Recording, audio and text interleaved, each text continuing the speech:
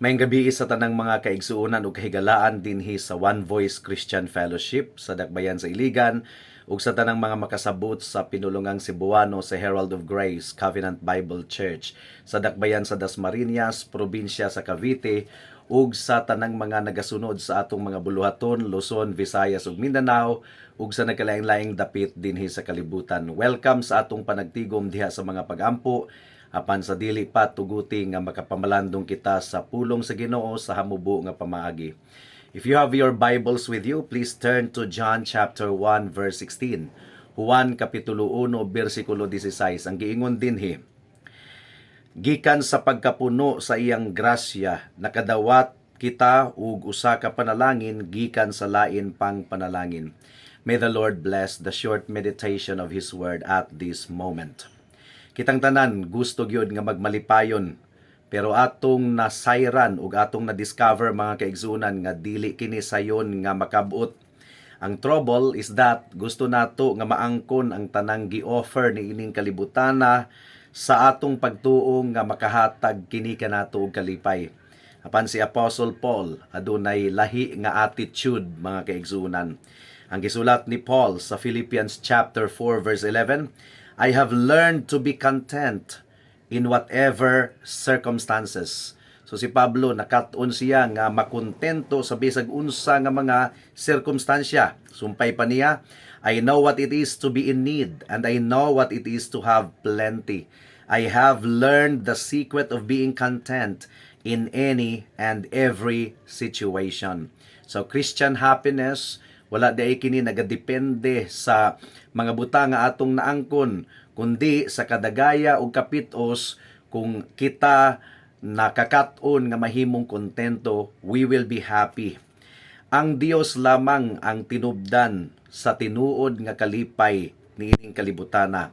In fact, ang atong Ginoo wa man nanginahanglan og bisag unsa, ug wa siya nanginahanglan og ni bisan kinsa aron mahimo siyang malipayon. Even before He made the world, sa wala pa niya gibuhat ang kalibutan mga kaigsuonan, ang tulo ka persona sa Trinidad, they were completely happy with each other. Now, ang gibuhat sa Ginoo sa tanang mga Christians is that gitudluan ta sa Ginoo nga magmalipayon bisag unsa ang mahitabo niining kalibutana, because God is everything. And this is necessary because wala gayoy butang ni ining kalibutana nga makapahimo kanatong malipayon. Things in this world, in and of themselves, are not the source of happiness. God is our only source of happiness. Ug ang tinubdan sa tanang mga butang gikan lamang gayud sa atong buhi nga Dios, and He knows kung unsa ang matang sa panalangin or provision nga iyang ihatag kanato. Ang giingon sa atong teksto, from the fullness of His grace we all have received one blessing after another. So ang usa ka Kristohanon pwede day nga mahimong malipayon because bisan og gamay lamang ang atong mga kabtangan niining kalibutana, aduna kitay tanang espiritual nga mga panalangin nga gihatag sa Dios pinaagi kang Kristo. Pinaagi sa atong Ginoong Hesukristo, we have everything that we need. Ang Christian happiness, sometimes in the Bible it is called contentment. Ang giingon ni Apostle Paul sa 1 Timothy chapter 6 verse 6 to 9, ang giingon dinhi, godliness with contentment is great gain. For we brought nothing into the world, and we can take nothing out of it. Tinuod biagyod, wala biagyod tay mabalon bisan og gamay sa atong lubnganan human niining kalibutana. Ang sumpay pa ni Paul, but if we have food and clothing, we will be content with that. People who want to get rich fall into temptation. Ang mga tawo kuno nga gustong madato kayo, mahulog sa mga pagtintal.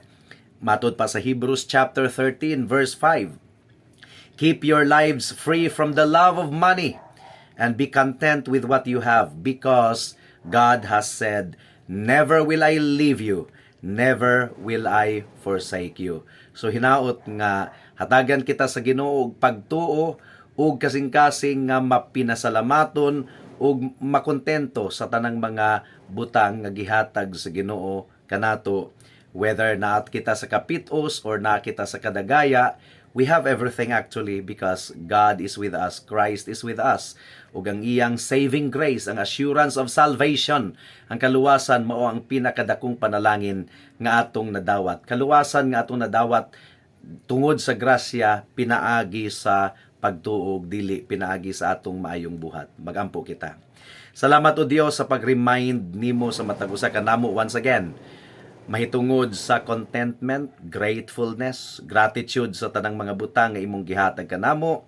And for the time being, whatever our circumstance is, we pray, O God, that you will help us to be happy in you, to be content, to be thankful, to be grateful. Ug tabangi kami sa among pagpadayon diha sa mga pag-ampo niining taknaa. In Jesus' name we pray. Amen. Daghang salamat sa pagpamati sa pulong sa Ginoo. God bless us all.